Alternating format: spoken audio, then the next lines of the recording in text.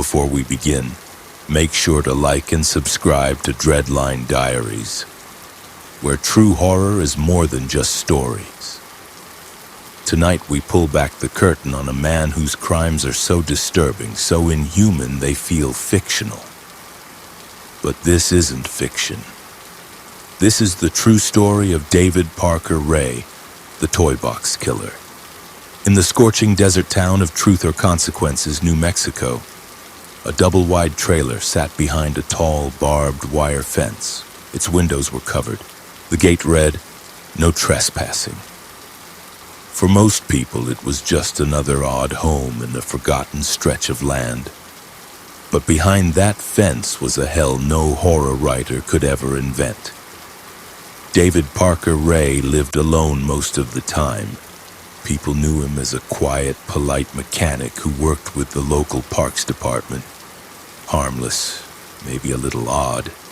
No one questioned what he did in his spare time until one woman escaped. But let's start earlier. Ray wasn't born a monster. He became one. As a child, he was abused, isolated, and obsessed with bondage and sadomasochism by his teenage years. His fantasies weren't just sexual, they were violent, and over time he built a place to act them out. The trailer behind his house wasn't just for storage. He called it the Toy Box. Inside was a custom-built torture chamber filled with surgical tools, chains, ropes, a gynecologist's chair, handcuffs, and pulleys. The walls were covered in diagrams of anatomy. There was even a mirror mounted to the ceiling, so his victims could watch themselves suffer. But worst of all, he had recorded a cassette, one that played every time a victim woke up in that chair. The tape started with his calm, gravelly voice. "Hello, bitch. You're probably wondering why you're here. I'll explain in detail." The recordings would go on to explain how he would use them, what tools he'd use, and how long they'd be kept. He would describe every vile act, not out of cruelty but precision. This was methodical, scientific, controlled. Ray didn't work alone. His girlfriend, Cindy Hendy, was just as twisted. She helped him lure victims, mostly sex workers, runaways, and vulnerable women, drug them and lock them in the toy box.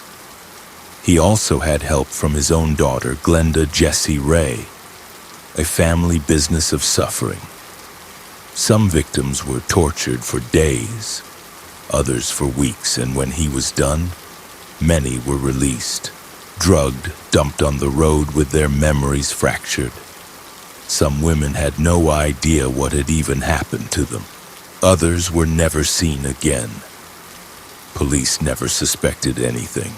No one came forward. Until one woman broke the cycle. March 22nd, 1999. Cynthia Vigil, a 22-year-old woman, accepted a ride from Ray and Cindy. She was handcuffed, drugged, and taken to the trailer. When she woke, the tape was playing. She was shackled to the chair. For 3 days, she was tortured. But on the third day, Cindy left the keys to her restraints on a nearby table. While Cindy was distracted in another room, Cynthia saw her chance. She lunged, grabbed the keys, undid her restraints. She stabbed Cindy in the neck with an ice pick and ran, naked, covered in bruises, into the New Mexico sun. She didn't stop until she found a trailer nearby and called for help. Police raided the property that same day. What they found inside was described as pure evil. The toy box looked like something out of a movie set, but it was all real. Hundreds of photographs, dozens of videotapes, restraints, tools, journals, diagrams, and worst of all, audio tapes, including the one played for every victim. But the case didn't end there. One woman, Kelly Garrett, had disappeared 2 years earlier. Her husband and the police thought she'd just run off. But now, watching the news, she saw her own face, being tortured on a tape found in the trailer. She realized it wasn't a dream. It was real. More women came forward, more tapes surfaced. Some victims could not be identified, and some were never found. Despite all this, the evidence, the recordings, the survivor testimonies, David Parker Ray was never convicted of murder. Why? Because no bodies were ever found. Ray claimed he dumped victims in lakes or buried them in the desert. Others believed he had an accomplice who disposed of them in ways we still don't understand. His journals mentioned up to 60 different women. The FBI believes the real number may be even higher. He was sentenced to 224 years in prison after plea deals and multiple trials. But justice didn't last long. David Parker Ray died of a heart attack in 2002, before serving even 3 years in prison. Cindy Hendy, his girlfriend and co-conspirator, was sentenced to 36 years. She was released in 2019, after serving just 19. His daughter, Jessie Ray, also served time, and was released years ago. No closure, no full count of victims, no graves, just pain. And to this day, many believe more women are still buried in the desert around Elephant Butte Lake, never found, never mourned. This is not a horror movie. It's not urban legend. It happened. A man built a torture dungeon, used it for years, and died before facing the full weight of justice. And the desert still holds its secrets. So next time you're driving through the empty roads of New Mexico and you see a rusted trailer alone in the sand, ask yourself, is it really empty? Story number 2. This is the true and horrifying account of the Chicago Ripper crew, a group of men who believed mutilation was worship and human sacrifice was sacred. It began in the early 1980s. A red Dodge van with no windows, beat up and quiet, would cruise through the streets of Chicago at night. The city was already on edge. Rising crime, unsolved murders, disappearances. But what was happening behind the steel walls of that van was unlike anything the city had ever seen. Inside that van sat Robin Gecht, a soft-spoken contractor who once worked for John Wayne Gacy, one of America's most notorious serial killers. Gecht was charismatic, intelligent, and utterly evil. With him were 3 devoted followers, Edward Spreitzer and the Kokoralais brothers, Andrew and Thomas. To the outside world, they were nobodies. But in private, they were disciples of Satan, and Gecht was their priest. Their mission? To abduct women, torture them, perform rituals, sacrifice them to the devil. They didn't kill for rage or impulse. They killed because they believed it gave them power. Their method was terrifyingly calculated. They'd spot a lone woman, sometimes a sex worker, sometimes a woman walking alone. The van would roll up, a door would open, hands would reach out, she'd vanish into the night. Once inside, the horror began. Victims were bound, gagged, and brutalized. Then they were taken to a secret location, Gecht's attic. There, Gecht had created what he called a satanic chapel. A small altar sat in the center of the room. The windows were blacked out. Candles lined the floor. But the centerpiece was a wooden box lined with red velvet, a box designed to store severed breasts. That's right. The crew believed that by cutting off a woman's breasts while she was still alive, they could harness her spiritual energy. They would place the flesh into the box as an offering to their dark lord, and worse, they ate parts of it. These weren't impulsive crimes, they were rituals. Gecht would read from a satanic Bible while his followers took turns abusing and mutilating the victim. The brothers said Gecht would enter a trance, speaking in tongues, his eyes rolled back as if possessed. The Ripper crew is believed to have killed at least 18 women. Many were never identified. Some were never found at all. The ones who were discovered had similar wounds, breasts removed, signs of torture, some even decapitated. But for a long time, police had no clue who was behind the killings. The victims had no connections. The crimes were spread across different neighborhoods. Then came Beverly Washington. She was abducted like the others, thrown into the van, drugged, mutilated. Her left breast was cut off. Her body was dumped by train tracks. But Beverly didn't die. She survived. She crawled to help and gave police everything. The red van, the description, the layout of the torture, even the face of her attacker, Gecht. It was the break detectives desperately needed. Police located the van. Inside were surgical tools, bloodstains, restraints, and items linking it to multiple crimes. They arrested Gecht, Spreitzer, and the Cocorales brothers. Gecht denied everything, said he was innocent. The others confessed. Their confessions were detailed, graphic, and chilling. They described how the rituals worked, how Gecht controlled them, how they were drawn in by his satanic promises. Edward Spreitzer admitted to personally murdering women and removing their body parts. The Cocorales brothers confirmed the presence of the red box and Gecht's rituals. But even with all that, there was a problem. Robin Gecht never confessed, and without physical evidence tying him to the actual killings, prosecutors had to drop the murder charges. He was convicted only of sexual assault and sentenced to 120 years in prison.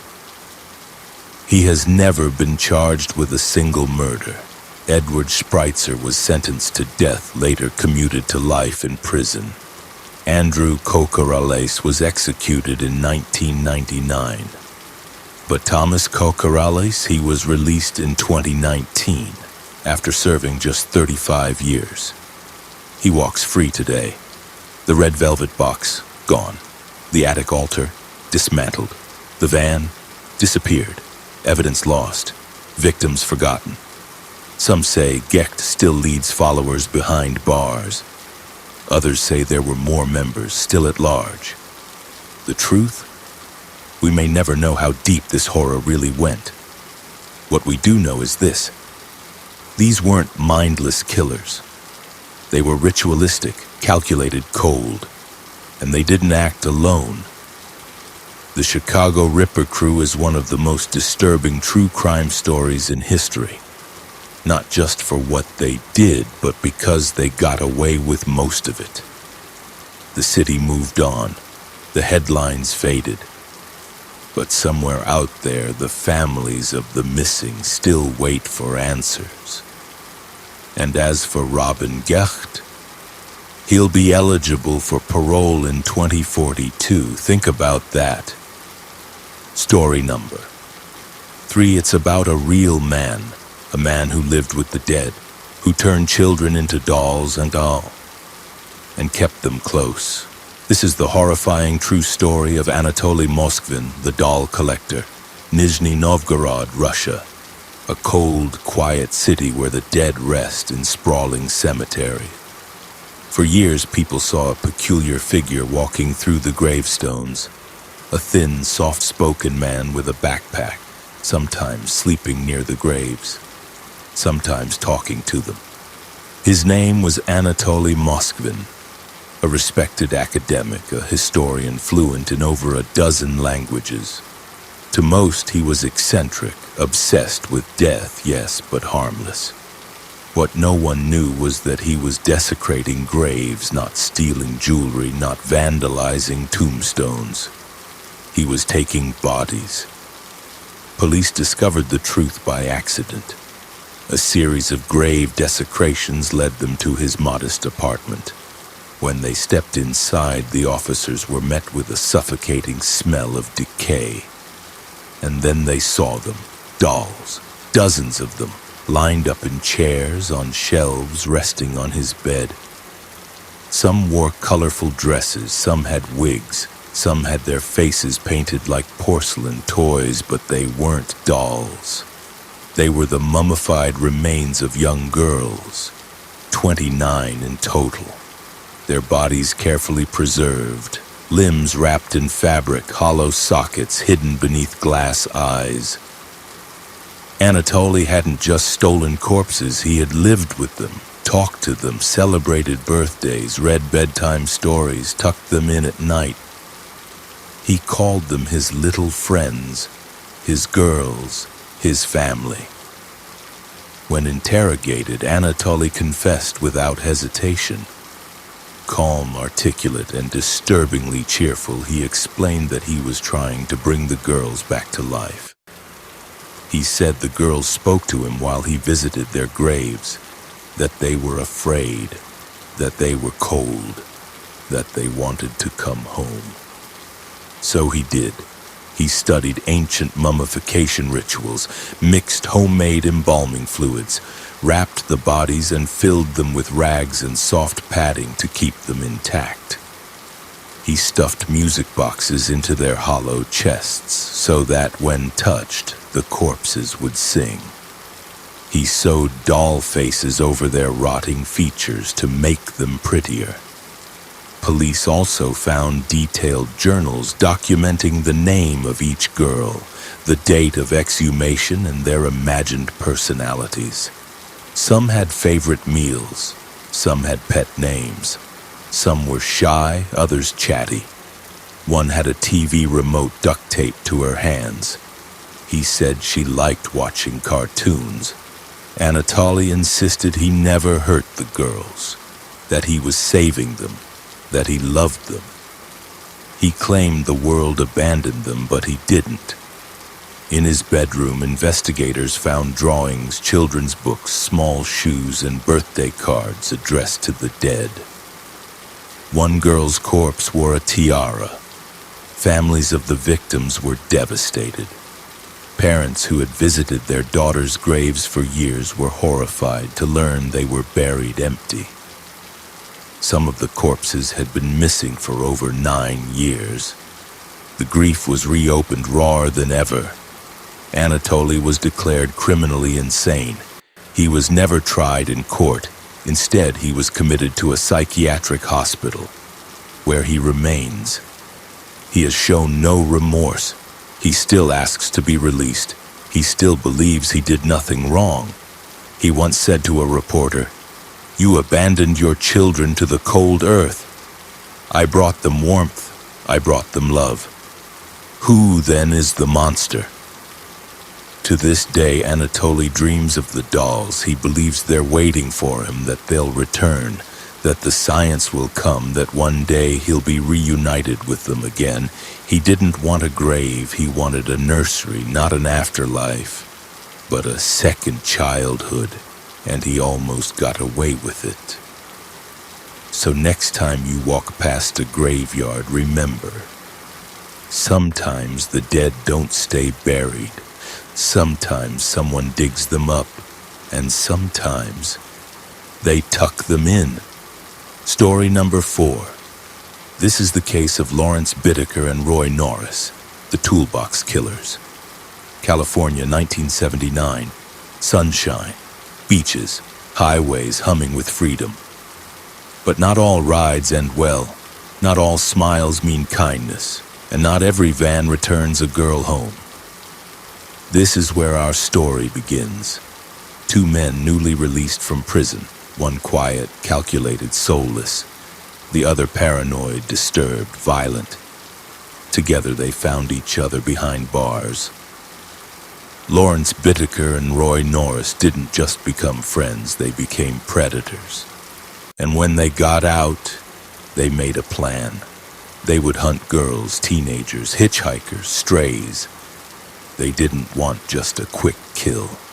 They wanted to savor the pain, to record the screams, to collect the fear. So they bought a van, a 1977 silver gray GMC, unmarked, windowless. They nicknamed it Murder Mac. Then they filled it with tools, not hammers for nails, not pliers for wires, but for teeth, for flesh. The van became their playground. The world became their hunting ground. For months, Bittaker and Norris practiced. They drove the Pacific Coast Highway, offered girls rides. Some escaped, some didn't, and those who didn't would never be seen again. Their first confirmed victim, Lucinda Cindy Schaefer, 16 years old, a good student, sweet, innocent. She was walking home from church when they pulled up. She never made it home. They forced her into the van at knife point, drove her to the hills above L.A. where the screams wouldn't be heard. They bound her, gagged her, tore at her humanity. Bittaker recorded the torture. He wanted to listen to it later, to hear the screams again and again. Lucinda cried, begged, pleaded to be let go, and then he shoved an ice pick into her ear, twisted, again and again. Then they strangled her with a coat hanger, tightened it with pliers until her breath was gone. Her body dumped off a cliff like trash. But they weren't done. The next girl was Andrea Hall, 18. She was a hitchhiker, carefree, trusted. They offered her a ride. When she refused to go into the back of the van, Bittaker pulled a knife.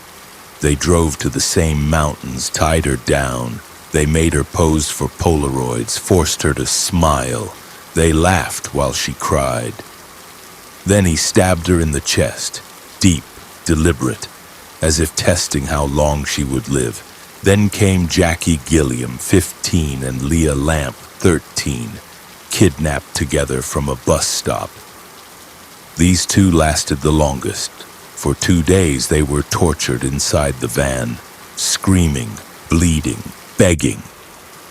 Bittaker would play back earlier recordings of other victims, forcing the new girls to hear the horror of those who came before them. They used vice grips on their fingers, pliers on their genitals, ice picks again. Slowly. Leah was hit in the head with a sledgehammer again and again until her skull caved in. Jackie was strangled while being raped, then hit with the same hammer. But they weren't the last. The final victim was Shirley Ledford, 16. She accepted a ride from them after a Halloween party. This time, they didn't go to the mountains. They parked the van in a residential neighborhood. While families slept nearby, Shirley screamed louder than any before her. And they recorded every second. That tape would later be played in court. A detective who heard it broke down in tears. Jurors sobbed. Even the most hardened officers walked out. The tape lasted over 17 minutes.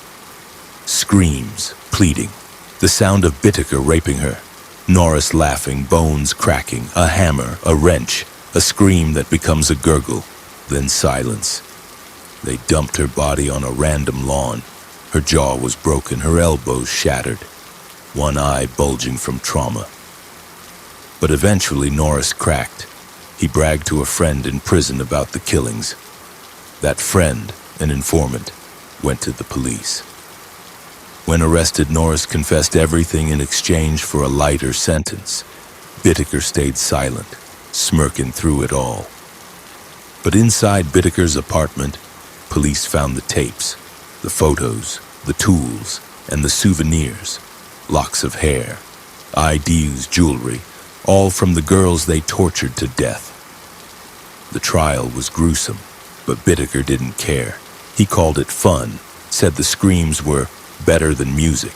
He was sentenced to death in 1981. Norris received life in prison. He later died behind bars in 2020. Bittaker died in 2019 of natural causes. Not a single victim's body was ever buried properly. Some were never found. All that remains are the tapes, the voices and the legacy of the toolbox killers, two men who turned death into sport, and a van into a chamber of horror. You may think you're safe, that monsters wear masks, but sometimes they wear ordinary clothes, offer a ride, smile politely sometimes. The worst monsters don't hide, they hunt, and all they need is a van, a pair of pliers, and time. Story number 5. It was supposed to be a short walk home. 17-year-old Junko Furuta had just finished her part-time job. It was a cool November evening in Tokyo, 1988. She was bright, polite, a good student, a girl with dreams. But she never made it back. She was kidnapped by boys her own age, 4 of them, her classmates. And what they did to her, what they did for 44 days straight, is almost too horrific to tell. This isn't a horror movie, this is real, this happened. In the middle of a suburban home, while parents were upstairs, and no one stopped it. This is the true story of Junko Furuta, also known as the concrete-encased high school girl. A name that hides the full terror behind what she suffered. The kidnapping, November 25th, 1988. Junko was walking home from work when she was approached by a boy named Hiroshi Miyano.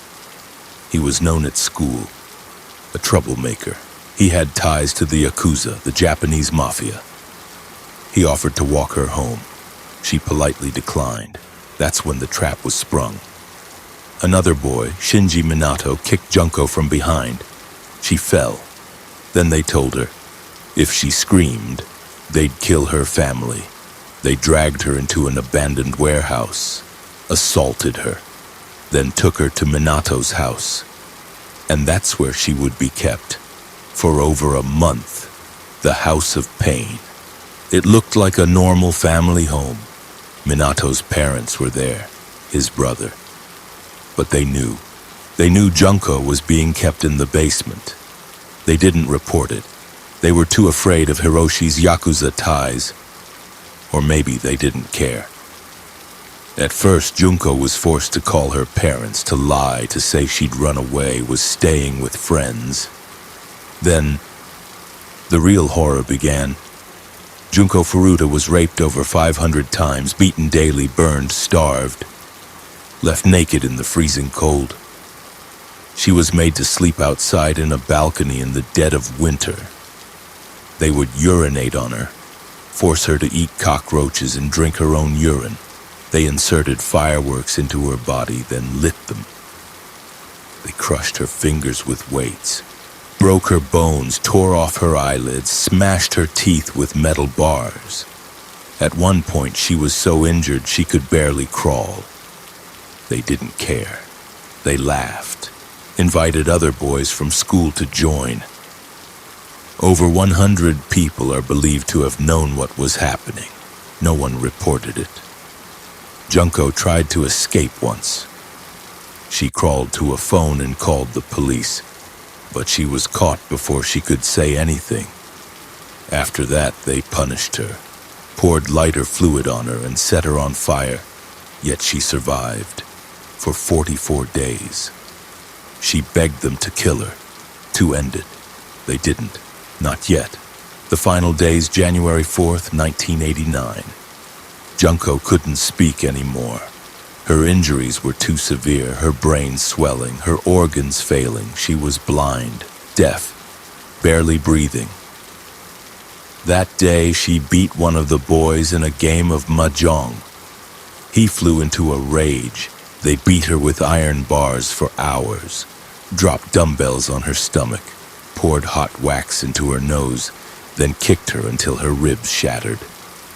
That night, Junko Furuta finally died.